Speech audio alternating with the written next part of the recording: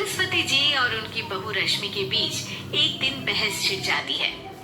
आखिर किसका काम ज्यादा आसान है, बहू का या सास का? माँ जी, सास को काम ही क्या है, आपके सारे काम उंगलियों पे तो हो जाते हैं। कुछ भी। हाँ, हिसाब तो उंगलियों पे ही हो जाता है ना। अरे बेटा, ऐसा सिर्फ अभी लगता है। जो मुझे करना पड़ता है ना, वो तुझे करना पड़े तो समझ आएगा कि असली काम का पहाड़ कैसा होता है। ठेले बराबर वजन भी नहीं है आपके काम में, और बात पहाड़ों के वजन की कर रही हैं आप। तू ऐसा करती ही क्या है घर में बेटा, ये तो बता मुझे। मैं थोड़ी ना कुछ करती हूँ, सब जादू से हो रहा है इस घर में।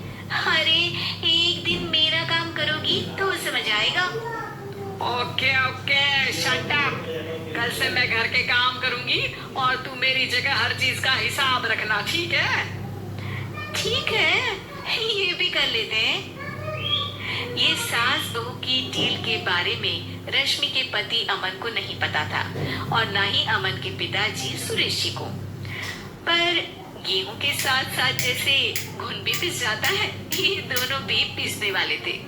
सुबह अमन उठकर रेडी होता है ऑफिस जाने के लिए, तो पता है उसके कपड़े नहीं निकले हुए हैं। अरे रश्मि, तुमने मेरे कपड़े नहीं निकाले?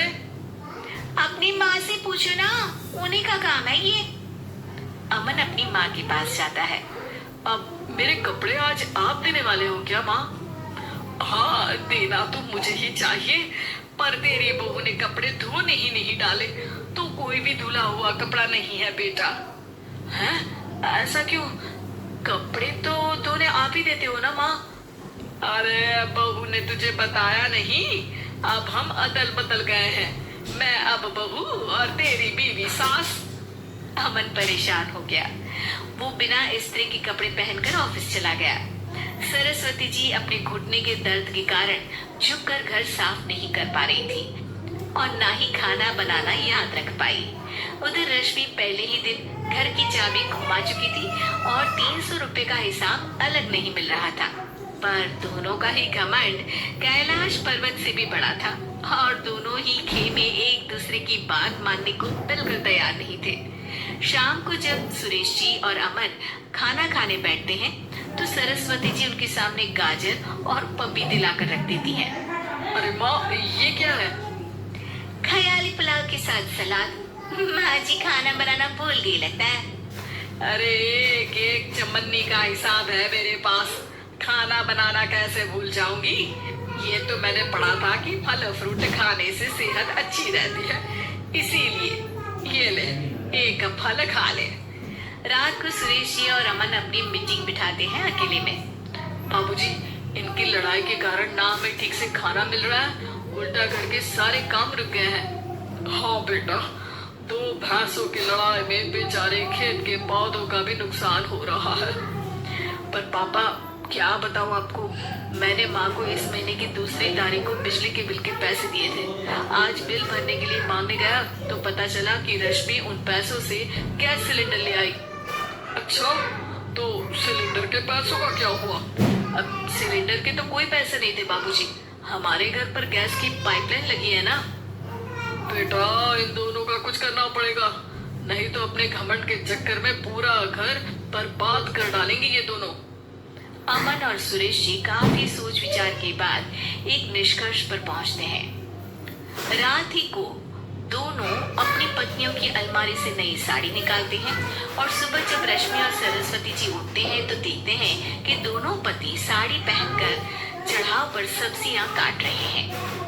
अरे ये सब क्या हो रहा है? क्या हो रहा है मतलब? आप दोनों अदल बदल हो सकते हो तो हम क्यों नहीं? अरे क्या मतलब? नहीं नहीं, मेरी भी बचपन से किसी की बहू बनने की इच्छा थी, तो आज से सरस्वती तुम बड़ी बहू, मैं मिडिल बहू और अमन छोटी बहू। अरे लेकिन सब घर पर बैठ जाएंगे तो कमाएगा कौन? ये घर कैसे चलेगा? अब वो तो भैया या बाकी लोग जाने, अब हमने भी अदल बदल कर ही लिया है तो कुछ नहीं हो सकता। रश्मि और सरस्वती जी को समझ में आ जाता है कि उन दोनों की आपस की डील की वजह से इन दोनों को बहुत तकलीफ हो रही है और उनके ईगो ने दूसरों को कितनी यातनाएं दी है। असल में माँ जी आप सही थी, सांस बनना बहुत मुश्किल है। अरे हाँ बेटा, और तू भी, मुझसे तो नहीं हो पाया सब घर के काम, वापस बदल ले क्या? हाँ हाँ बिल्कुल माँ जी, और अब आप दोनों भी बदल लीजिए, कोई आ गया तो आप दोनों को देखकर क्या सोचेगा। अच्छा है, आप दोनों की समझ में ये बात तो आई। मैं फटाक से कमरे बदल लेता हूँ। और रुक जा बेटा, एक फोटो ले लेती हूँ तेरी। मेरी बेटी होती तो तेरे जैसी ही दिखती साड़ी में। और मेरा फोटो नहीं लोगे?